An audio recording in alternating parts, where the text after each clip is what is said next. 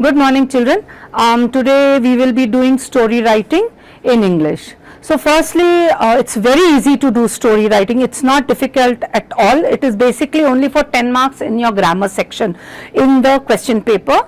It is only for 10 marks. So all you have to do is just remember a few basic rules which I'll be telling you now. Just make a note of it or keep it in mind so that you know when you write your story you will keep remembering it accordingly.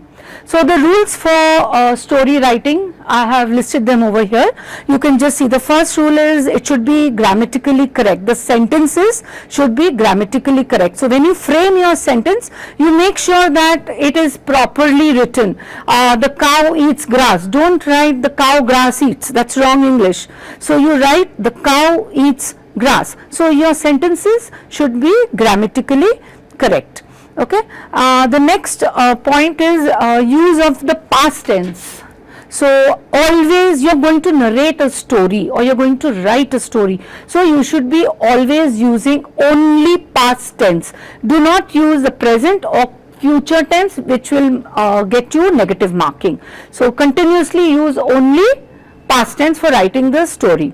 Another point over here I have written is avoid using supernatural elements. That means Batman, Superman, ghost, all these elements, because it should be relatable. The story should be relatable. You should be able to, or the examiner, see, you have to understand the psyche of the examiner. She has thousands of papers to correct, right? And suddenly you will say Bhoot aa gaya, or the Superman came, or the Batman came. We cannot relate, because what is the age criteria of being examiner is the examiner is somewhere between 26 to above, maybe 50 or maybe 55. So you know it's not logical to use the Batman or the Superman.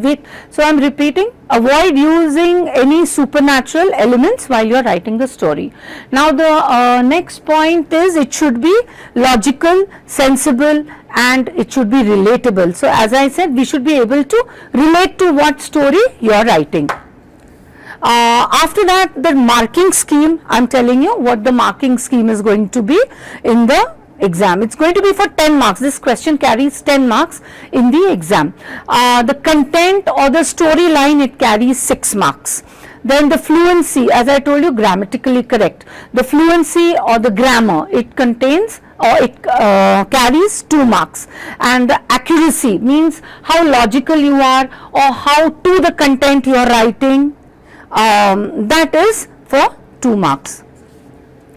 Now, the basic elements of story writing.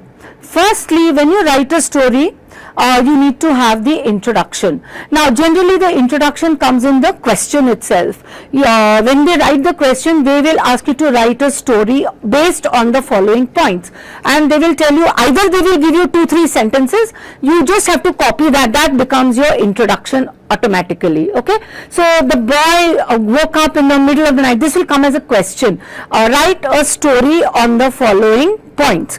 The boy woke up in the middle of the night when he heard a noise and dash dash dash dash dash. So that automatically you will copy and that becomes your introduction. Am I clear on this? And then from there you start elaborating on your story. The next thing is characters.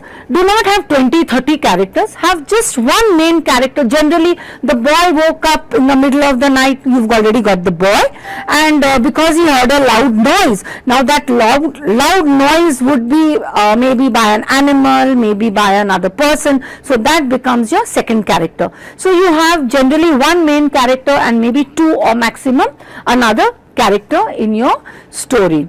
After that you need to have the plot or the situation or the problem. Now it's given the boy woke up in the middle of the night, and then you have to create that problem. Understood? Or you have to create that situation. What is the situation? Maybe a robber came, or maybe the dog jumped in through the window, or maybe the cat jumped in through the window if it's on a ground floor. It should be relatable. I should be able to relate to what you are saying. After that, then you have to find a solution to that problem. So the robber came in, what will you do? You will either you have got scared, and if you have a mobile phone, you'll call your parents and tell them there's somebody there, or you will go out and you will solve the problem. So then they will call the police and that thief will be caught and your problem is solved. And then you have your conclusion. After that, either conclusion and then you give a moral to your story. Not necessary that the conclusion has to be happy every time, not necessary conclusion has to be sad every time.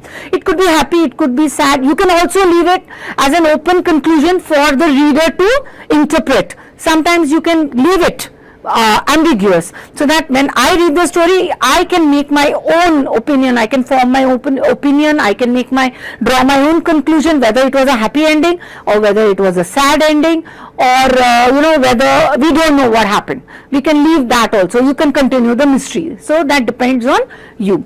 And then you have different markers and linkers. Please, when you start a new paragraph, you have to use paragraphs. Okay, be careful. You must have paragraphs. You have your markers and linkers. What are markers and linkers? Markers and linkers are then the child got up.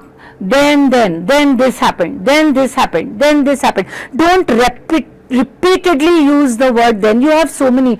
Somehow, after that, incidentally. So many words are there. Start using. You can look up the dictionary, start getting these synonyms and start using these. Furthermore, henceforth. So you can do things like this. You can use words like this which will link from one paragraph to the second paragraph.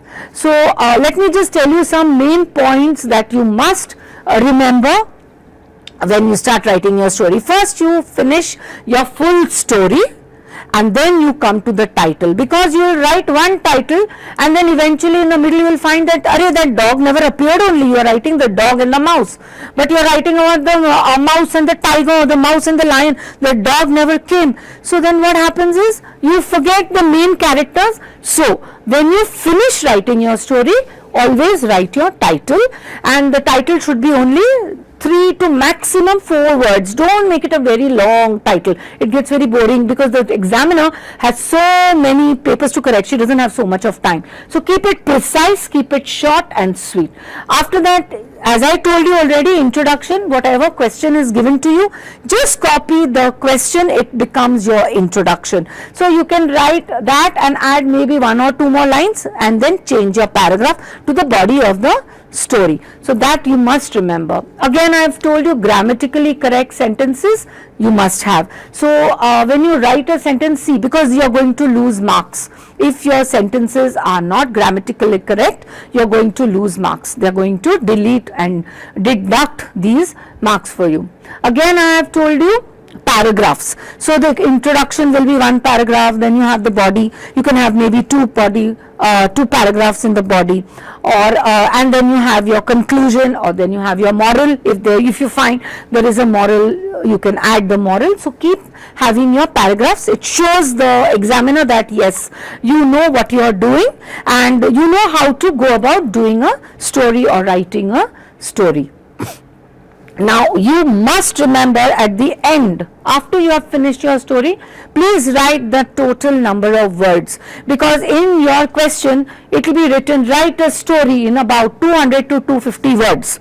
Okay, this is given in the question, how many words you are supposed to use. So when you finish, you have to count each and every single word in, on, the, everything, all the words you have to count, and at the end you can write total number of words you must write. When you write that, the examiner knows that the question has said that you must write between 200 to 250 words. You are following instructions and you are writing.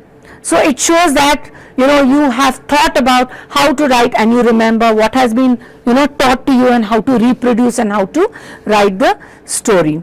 And then the conclusion or the moral. You must conclude your story. Don't leave it हवे में ऐसे नहीं छोड़ना है. You have to make sure that you write a conclusion, whatever. And so the police came and they caught the robber and they put him in the jail, or they took him away to the police station, and hence then after that the parents were satisfied. Anything you can write, but you must have that conclusion to the story or the moral to the story. So I hope the story writing has been very clearly told to you. Do keep all these points in your mind when you are writing a story, because negative marking happens if you don't write total number of words, if there is no title, because you know everything has 6 points is given to you, as I told you in the beginning, for the content. Now if the topic, that's what I said, when you finish your story then write your title. If you've written the dog and the mouse and in the story there is no mouse and no dog, you write about the lion and tiger, you lose your marks there. Your 1 mark goes away because the title carries 1 mark. So be very, very careful when you're writing. It should be relevant, it should be to the point, and you should see that it pertains to whatever title you have given. So always make sure that you write the title at the end of the story. So I hope you have understood how to write a story, and you should be able now to construct and make up your own stories and write good stories.